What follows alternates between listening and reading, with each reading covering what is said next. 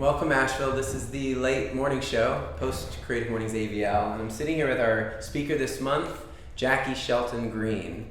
She is the Poet Laureate for North Carolina, and it was an honor to have you on our stage. Oh, thank you. Talking today about the Muse was deep, and it was a journey, and we enjoyed the process walking through it with you. The questions that came in today for this talk were real deep, and so I know you've poured out a lot this morning. So whatever comes to your mind, we just love hearing what you have to share. Certainly. Yeah. All right. Oh, I forgot to say, she's also a badass. All right. Do you think a muse is something internal or external? The muse for me is both.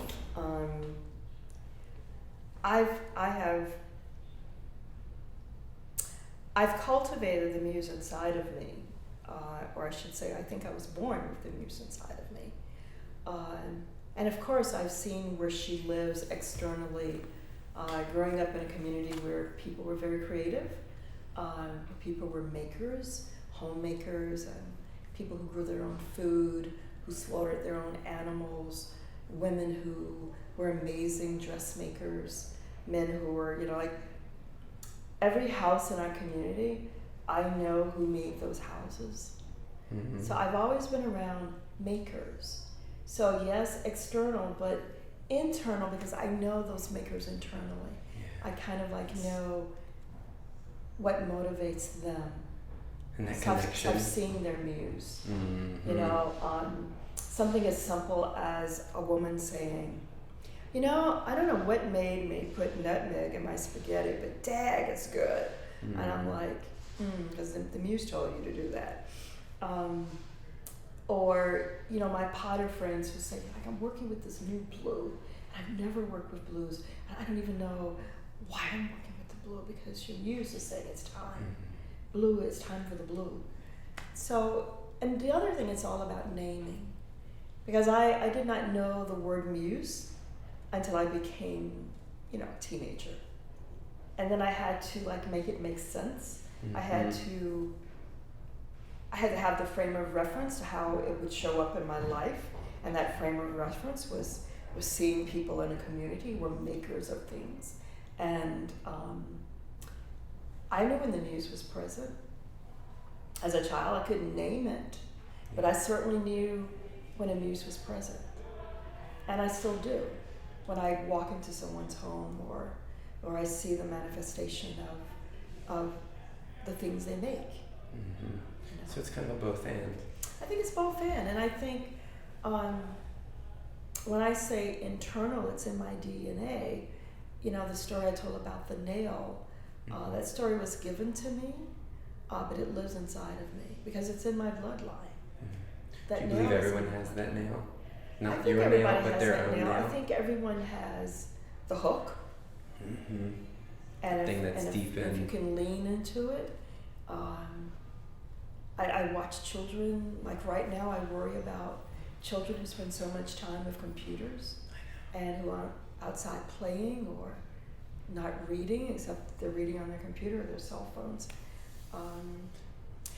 We don't know about our relationship to the real world, the natural world, what it means to be outside and to be barefoot and to be earthing. All the time you're barefoot. Yeah. It's a whole relationship building with the earth. And kids have lost that. We have lost that, I think, as a culture, we're losing it.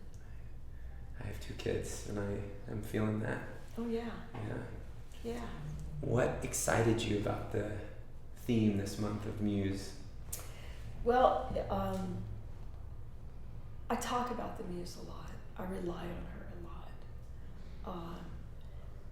I also rely on her to tell me to be quiet, to tell me this is not a story, this is not a poem for public consumption. These are the poems that belong to you. So I rely on her for a lot of things. So it was nourishing for me. It was self-affirming and self-validating in so many ways.